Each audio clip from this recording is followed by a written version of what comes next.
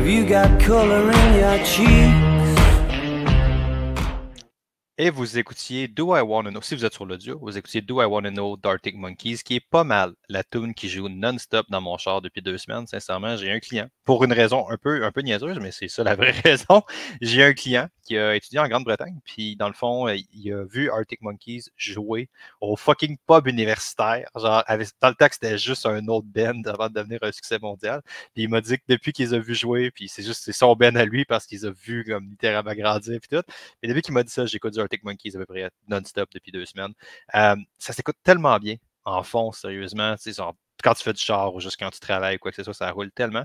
Un petit peu soft, quand même, pour mes propres goûts, mais c'est vraiment, vraiment cool. Fait que Do I Wanna Know, probablement la tune la plus connue d'Arctic Monkeys. En fait, non, c'est pas elle, leur tune la plus connue. Je ne sais même pas c'est quoi leur tune la plus connue. Mais anyway, podcast aujourd'hui, que ça fait un petit bout, sincèrement, qui me trotte en tête. Un bon 2-3 semaines aussi, probablement en même temps que Sid m'a compté son affaire de musique.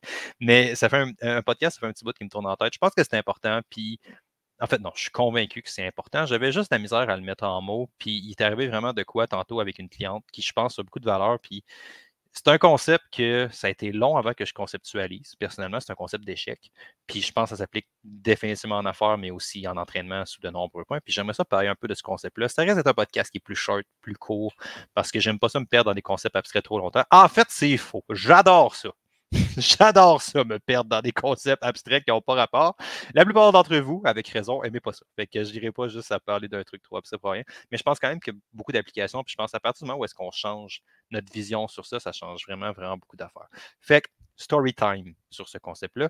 J'étais avec une cliente tantôt, où est-ce qu'on jasait, qui est en prep de premier marathon. En ce moment, elle fait son premier marathon à vie.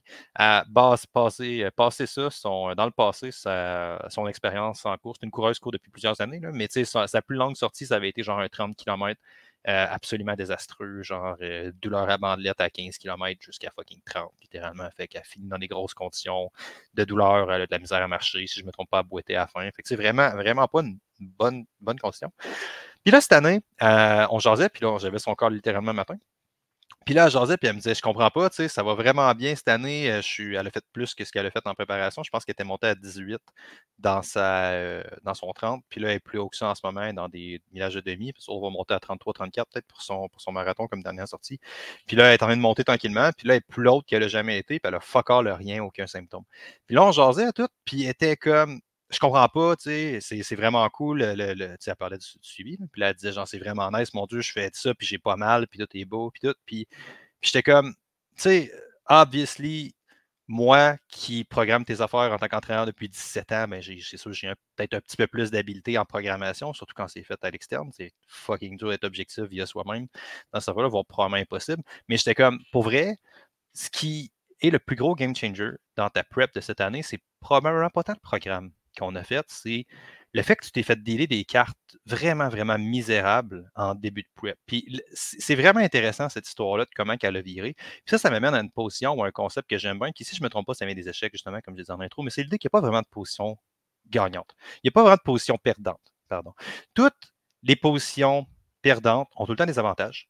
Puis toutes les positions gagnantes ont toujours des gros désavantages. Tu sais. Puis il n'y a pas de position parfaite, ce qui est vraiment intéressant quand tu parles à quelqu'un pourquoi il ne se remet pas en forme. Il est comme le timing n'est pas bon, puis tout, puis à un moment donné, ça va être plus facile. Puis c'est vrai qu'à un moment donné, l'environnement peut être plus favorable, dans le sens, tu sais, perdre du gras pendant la saison des barbecues des terrasses, peut-être pas le best. Là, il y a manière d'avoir moins de vent d'en face, à un moment donné, d'avoir peut-être un peu plus de vent dans le dos.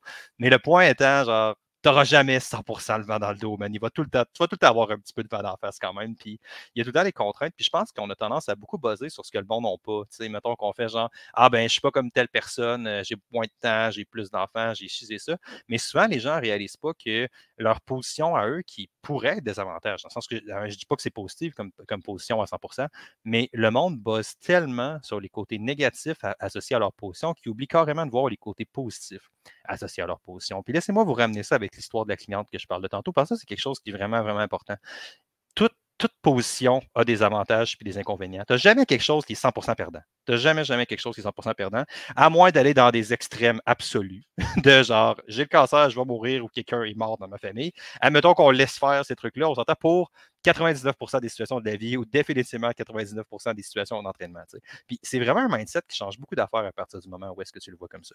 Mettons, la cliente que je vous parle, Là, il est comme, oh mon Dieu, ça va vraiment bien. Elle est on target, puis pour vrai, on a passé pas mal le seuil critique pour son full. Je suis pas mal sûr que ça va bien se passer. Tu sais, on sait jamais, surtout. Ce qui est vraiment, vraiment intéressant avec une prep de marathon, permettez-moi juste une petite parenthèse, parce que j'ai pas geeké sa musique pendant 20 minutes en intro, fait que je me permets de me rattraper un peu. Rattraper ou de m'échapper, dépendant de votre vision là-dessus. Mais quelque chose qui est vraiment, vraiment intéressant avec une prep de marathon, c'est que réalistiquement, si c'est ton premier, tu vas vraiment sortir une personne différente de la personne qui est rentrée pour une couple de raisons. Je vous dirais, premièrement, d'être capable de te dédier à quelque chose aussi longtemps que ça demande de devenir une certaine personne. La plupart du monde ne sont pas capables de faire ça. C'est une des raisons pour lesquelles les gens veulent constamment changer de training. C'est parce qu'ils ont besoin d'être divertis, mettons. Puis si tu t'enlignes sur une prep de marathon, particulièrement sur route, entre elles, c'est un petit peu moins pire parce que les paysages vont varier, les terrains vont changer un peu, puis ces affaires-là. Mais tu sais, si tu t'enlignes sur une prep de marathon, man, ça va être plate. Là. Ça va être ta capacité à répéter des efforts longs et plates de manière soutenue dans le temps. Ça demande un type de personnalité précis, ou du moins de devenir cette personne-là, qui est honnêtement probablement le plus gros prédicteur du sport de succès dans n'importe quoi, définitivement en entraînement. Genre, comment de trucs plates et boring tu es capable de faire sans avoir un retour directement sur ton investissement ou sur ton travail? Combien de travail pas nécessairement plaisant que tu es capable de répéter avant d'avoir un bonbon. T'sais. Plus que tu en fais, généralement, plus que tu es capable de transformer ton physique ou de transformer ta vie. Puis, honnêtement, tu peux devenir cette personne-là. Tu peux 100% devenir cette personne-là. Il n'y a pas de stress avec ça. Puis l'autre affaire aussi, c'est que ce qui est intéressant, c'est que particulièrement dans une prep de marathon, où est-ce que le gros du volume est fait sur du volume qu'on appelle de zone 2 ou du volume vraiment, vraiment lent, où est-ce que concrètement, tu n'es pas essoufflé, tu cours vraiment relax, mais tu cours très longtemps. C'est vraiment important. C'est vraiment, vraiment important de courir longtemps, mais pas intense, parce que tu veux des adaptations qui sont vraiment musculaires, articulaires, tendineuses. Tu veux vraiment juste que ton corps il s'habitue tranquillement, pas vite, à tolérer un long effort, mettons. Puis la plupart du monde, ce qu'ils font dans les efforts d'âme, c'est qu'ils vont accélérer, ils vont faire des intervalles sur des longues affaires, ou ils vont aller un petit peu plus vite qu'ils devraient, juste pour que ce soit plus stimulant. Mais généralement, c'est là qu'ils se blessent parce que justement, ils ne bâtissent pas ce fond-là d'endurance, qui est probablement un des paramètres les plus importants dans un marathon.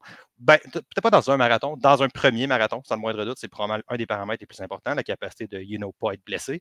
Mais tu sais, ça, c'est. Puis ça, c'est vraiment, vraiment intéressant comme point. Fait que cette idée-là, puis quand le monde va essayer de se distraire, ils vont généralement se blesser aussi parce qu'ils vont en faire un petit peu trop vite. Fait que, il y a comme une espèce d'affaire là-dessus qui embarque qui est vraiment intéressante. Puis là, en ce moment, on fait ça avec cette cliente-là, puis ça va super bien. Puis sa prep a vraiment commencé comme la merde, 100%. Genre. Elle a commencé sa prep de marathon, puis je l'avais starté un petit peu plus tôt à cause de ses historiques de blessures. Personnellement, je suis tout le temps un peu control freak, même avec mes clients.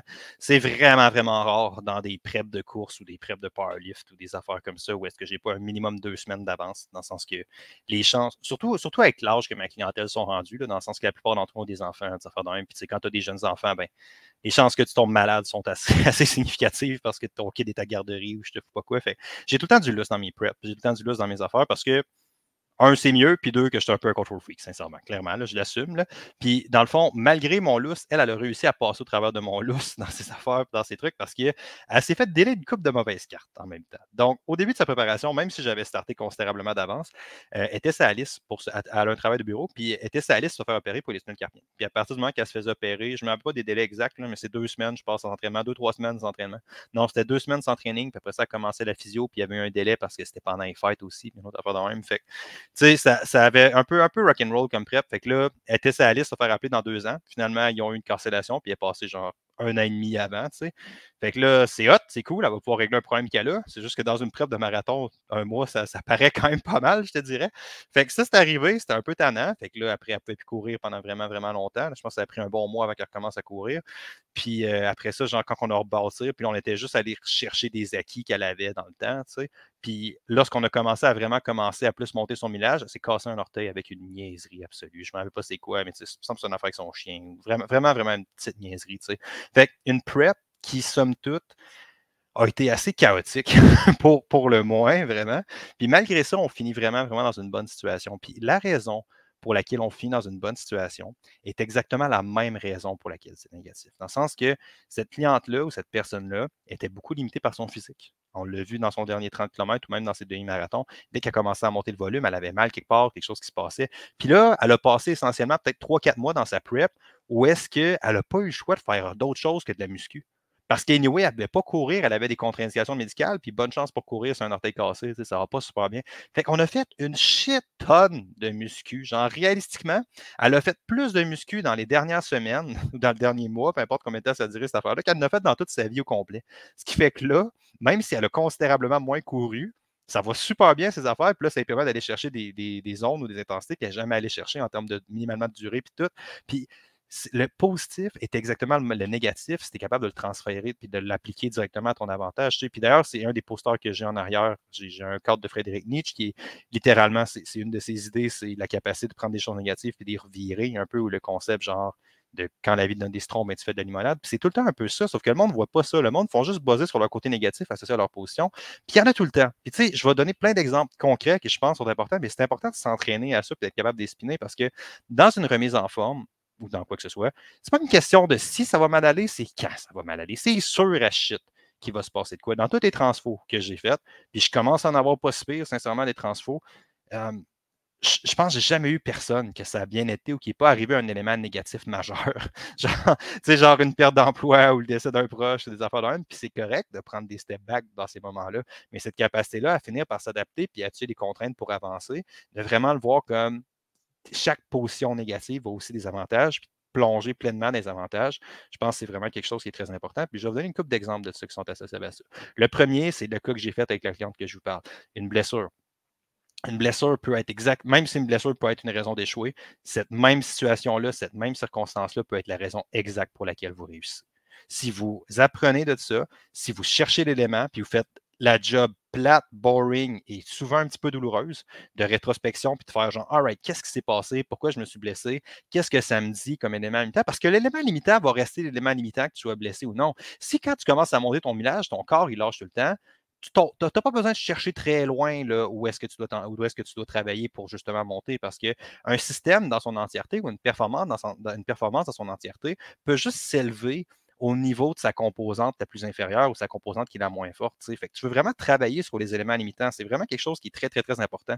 Quand tu t'en vas dans les extrêmes, puis vraiment dans la haute performance, ça devient une conversation vraiment, vraiment cruciale à avoir. Est-ce que tu veux maximiser tes éléments de dominance ou tu veux limiter tes éléments faibles? Mais tu sais, c'est quelque chose qui est plus touché. Mais pour 95% du monde, si vous avez un doute, généralement, c'est une bonne idée de travailler les éléments limitants parce que c'est probablement ça qui vous permet de monter votre base à un haut niveau.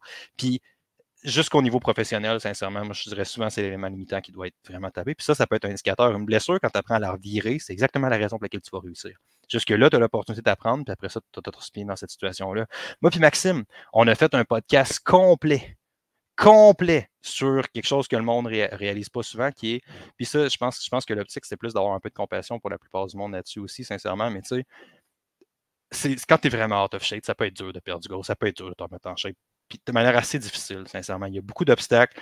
Ça peut être vraiment, vraiment difficile de juste t'activer, dans le sens que quand tu as quelqu'un qui est vraiment en situation très, très prononcée d'obésité, je pense pas que le monde réalise à quel point quand tu sors des stats vides comme fait 10 000 pas, ça peut être physiquement, musculairement, articulairement difficile pour quelqu'un qui pèse genre 350 livres de faire 10 000 pas par jour. Là.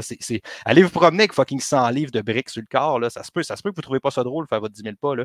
Puis tu sais, ça, c'est définitivement quelque chose qui est important. Mais tout ça pour dire, cette position-là, qui vient avec une shit tonne de désavantages, puis beaucoup d'avantages, qui je suis vraiment out of shape, est un avantage incroyable sur un autre point aussi, qui est tu n'auras jamais aucune autre phase dans ta carrière, si on peut appeler ça une carrière de Bro Gym, où est-ce que tu vas avoir autant pas d'efforts à faire pour un retour aussi grand sur ton investissement. Puis ça, vous n'avez pas la moindre idée à quel point c'est quelque chose qui est intéressant, voire c'est quelque chose qui est maudissant. Plus que tu vieillis dans ta carrière en entraînement, où est-ce que juste donner un exemple, je ne fais plus de squat, je fais plus tant de deadlift. En fait, je ne fais plus de deadlift non plus. Je ne fais plus vraiment de lift. Je fais un peu de jambes sur le side à la fin de mes trainings, mais pas tant que ça. Puis malgré genre 2-3 ans où est-ce que je ne pousse plus mes jambes tant que ça, je suis toujours pas capable de rentrer dans un fucking pantalon parce que j'ai passé genre 10 ans de ma vie à faire des squats puis des deadlifts essentiellement. Fait que tu sais, si je veux rentrer dans une paire de pants, il faut que je m'achète genre en tout cas, bref, ça n'a pas tant important ma mode. Mes problèmes de mode ne vous concernent probablement pas tant, mais tu sais, je me ramasse tout le temps à acheter genre 2 tailles en haut juste pour que ça fitte à la taille, puis que mes fesses, mes jambes rentrent dedans, dans des pantalons conventionnels, puis je les entraîne plus, tu sais, parce que j'ai passé essentiellement 10 ans de ma vie à les entraîner. Si jamais je me réveillais demain matin avec une pulsion de mort assez intense en me disant je veux grossir mes jambes, ce qui n'est vraiment pas le cas, sincèrement. Je suis vraiment satisfait avec eux en ce moment. La quantité de travail, on s'entend là, genre j'ai compétitionné dans des sports de force, dans 2 sports de force différents, mon niveau de force de gens qui sont principalement de l'âge des jambes dans ces sports-là, surtout en haltérophilie. Mes jambes sont pas si pires, là, sont quand même décentes. Là, puis de grossir ces jambes-là, vous n'avez pas la moindre idée à quel point ça me demandait de faire les trainings proches du vomissement non-stop. Ça me demandait une quantité déraisonnable d'efforts juste pour aller chercher l'autre step. Puis ça, c'est la malédiction d'entraînement qui s'appelle la loi du moindre retour. Plus qu'une qualité physique est développée, plus qu'elle est difficile à développer. Quand tu es au début du processus, la quantité, ce qui est exactement la raison pour laquelle c'est dur. La quantité d'efforts que tu as à mettre pour progresser est tellement petite. Puis c'est tellement majeur. Tu peux littéralement changer tellement petit d'affaires puis pas avoir tant de friction par rapport à la quantité de temps et d'efforts qu'il faut que tu mettes, que ça, c'est un avantage vraiment, vraiment incroyable, là, sincèrement. Puis c'est quelque chose qu'il faut absolument aligner dedans. Puis c'est généralement pas ça que le monde font. C'est généralement exactement pas ça que le monde font. Le monde, normalement, quand il arrive dans des situations comme ça où est-ce qu'ils veulent se prendre en main, ben là, ils donnent une grosse go, ils font 15 000 affaires, puis ils sont fucking intenses, puis là, ils changent tout, tout, tout, tout, tout. Puis je comprends que d'un concept pas un concept, mais peut-être plus un point de vue comportemental, ça fait du sens de vouloir être all out puis de rider pleinement cette pulsion de mort-là, où est-ce qu'on change tout, puis là, on change clairement.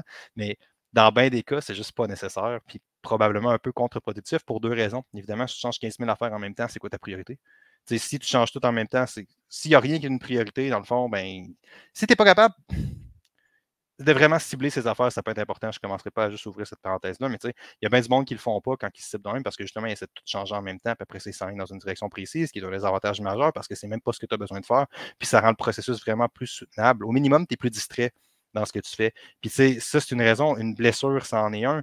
Puis, tu sais, lorsque tu tombes aussi, puis allons-y dans un autre exemple. Là, je suis vraiment dans des contraintes que j'appellerais plus physiques, mais vas-y avec des contraintes vraiment psychologiques. La raison pour laquelle j'ai de la misère à me mettre en shape, c'est parce que j'ai un gros horaire, j'ai une grosse job, j'ai de la misère à balancer mes affaires. Encore là, c'est la même situation, OK? Le côté positif et le côté négatif. Généralement, c'est pas tout le monde, mais généralement, le monde qui ont des grosses jobs ont de l'argent, right? Dans le sens que, je veux dire, c'est pas parfait comme règle, mais ça devait être une décente corrélation. Si tu mets beaucoup de temps de travail, je m'attends à ce que tu aies un salaire ou une qualité de vie, c'est une autre conversation, mais je m'attends que tu aies une capacité de rémunération qui est plus grande, mettons, que beaucoup de monde parce que tu valorises plus ta job, which is fine. C'est juste des choix dans la vie.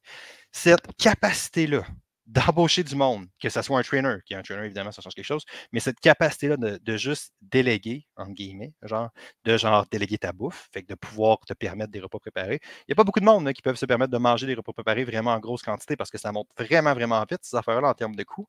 Puis d'avoir un entraîneur, le fait de booker des affaires, ça te donne un avantage vraiment, vraiment majeur en termes de finances que la plupart du monde n'ont pas, sincèrement. Puis c'est un enjeu dans le sens que même si demain matin, les kin rentrent dans le système public ou dans le système privé, puis que tu on paye une consultation en kinésiologie, où les gens doivent se payer des consultations en kinésiologie pour quoi que ce soit la raison, remettre leurs habitudes de vie en shape, puis quoi que ce soit, le monde n'a généralement pas assez d'argent pour réussir à avoir un trainer, surtout pas dans le contexte actuel. Fait que c'est un avantage vraiment significatif que tu as d'être capable de le prendre, puis de le spinner, puis d'investir vraiment dans ta santé, ce que beaucoup de monde ne peuvent pas. Fait que ça te permet vraiment d'avoir quelqu'un qui va te donner la direction, d'avoir la guidance, ce que beaucoup de monde n'ont pas. Sincèrement, moi, j'argumenterais c'est la chose principale que le monde n'a pas. Une des raisons, dans un gym, une des raisons pour lesquelles le monde n'a pas de résultats, c'est parce qu'ils ne forcent pas comme bien. La plupart du monde, c'est qu'ils ne forcent pas bien. Puis je parlais de ça à une cliente un matin, c'est drôle, elle me contait, genre, elle m'a envoyé une vidéo de Gary Brecker, en fait, qui disait, genre, qu'il parlait d'insuline, puis tout. Puis ça me fait capoter, sincèrement, à quel point c'est une excuse qui est pratique pour la plupart du monde, les hormones. Dans le sens que, hey, ça existe. Ça existe pour vrai des gens qui ont des réels troubles hormonaux. Puis si vous avez un trouble hormonal, puis vous pensez que vous avez des réels problèmes de santé, parlez-en pas à votre naturopathe, parlez-en pas à votre kin, parlez-en pas à votre entraîneur, allez voir votre fucking médecin. Puis allez faire des prises de sang, puis faire des affaires de même, c'est vraiment important, ça existe. Et la plupart du monde, c'est vraiment juste une excuse qui est bien pratique pour mettre le contrôle, pour donner la faute à quelque chose qui n'est pas en ton contrôle. T'sais. Puis elle me contait tout ça, puis elle disait, tu sais, il y a des filles qui vont s'entraîner 5 fois, puis je pense qu'elle avait. C'est rien contre Run Theory, là, c'est juste l'exemple dans ce cas-là. T'as plein de filles qui font du gros fucking hit pendant 50 minutes non-stop, puis qui mangent à moitié pas, puis qui font ci, puis qui n'ont pas de résultat, puis t'es comme. La plupart du monde qui sont dans des gyms comme ça ne sont pas en excellente condition physique. C'est un peu la continuité du podcast qu'on avait fait avec Maxime. Ta capacité à dépenser des calories est très, très liée à ta condition physique. Là. Dans le sens que c'est quelqu'un qui est vraiment aérobiquement malsain en shape peut facilement sortir des gros trainings. Tandis que puis des dépenses caloriques qui n'ont pas de sens. Là, tandis que monsieur, madame, tout le monde qui a peut-être un peu de surpoids, pas une bonne capacité VO, pas une bonne capacité aérobique, pas nécessairement un bon niveau de force musculaire, ben, c'est pas parce que ta Apple Watch a dit que tu as brûlé 800 calories que tu en as brûlé 800. Là. Réalistiquement, c'est bien en delà de ça. Puis ce qui va se passer souvent, c'est que les gens vont s'imaginer qu'ils peuvent effacer leur entraînement, que genre, ils vont pouvoir sur-entraîner des calories mangées.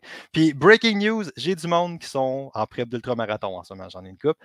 Puis même eux sont pas capables de faire ça. Dans des distances puis des durées absolument stupides de quantité de temps puis d'effort, le monde ne sont pas capables de comme, passer leur alimentation en bougeant en plus, de faire des apports de même. C'est vraiment un mix des deux que ça prend. Puis même au-delà de ça, quand tu tombes dans des gros objectifs, de même, si ta qualité alimentaire n'est pas sharp, tu ne performeras juste pas.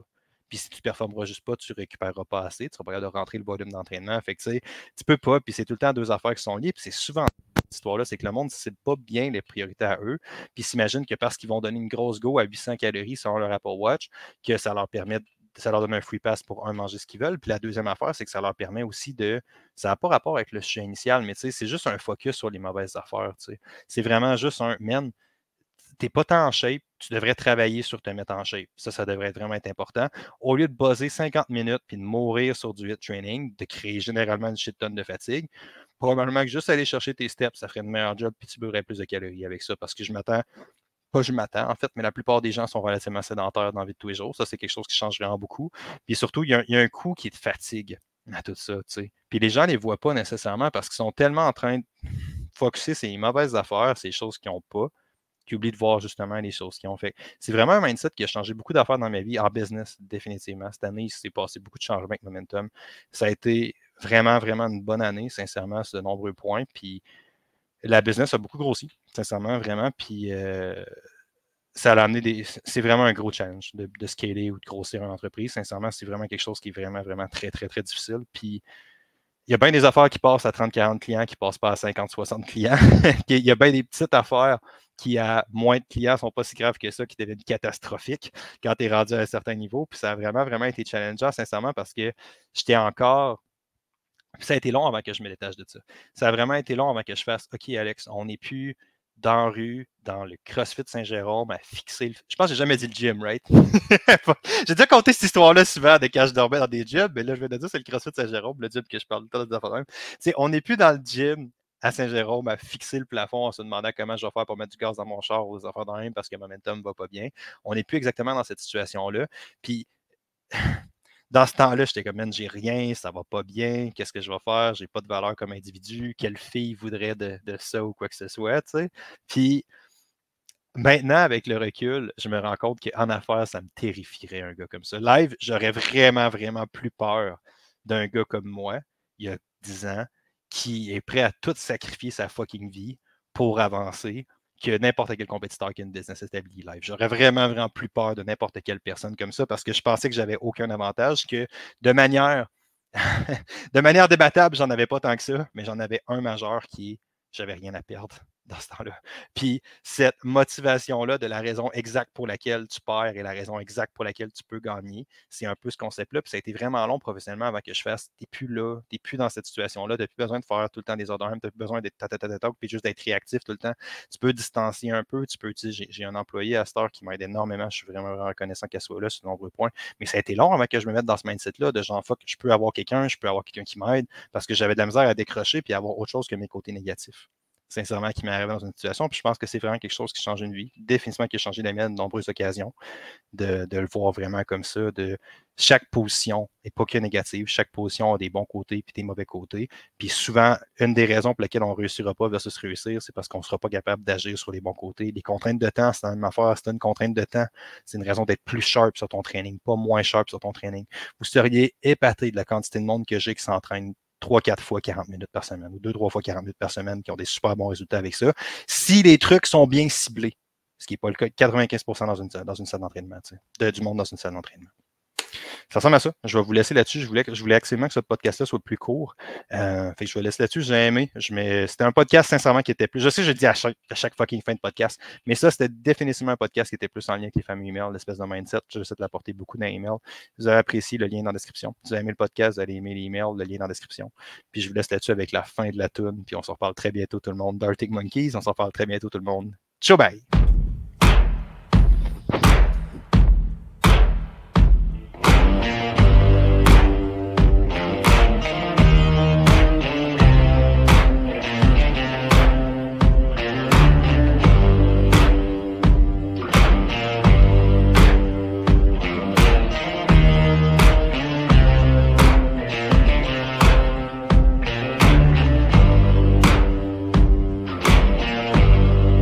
Got color in your cheeks.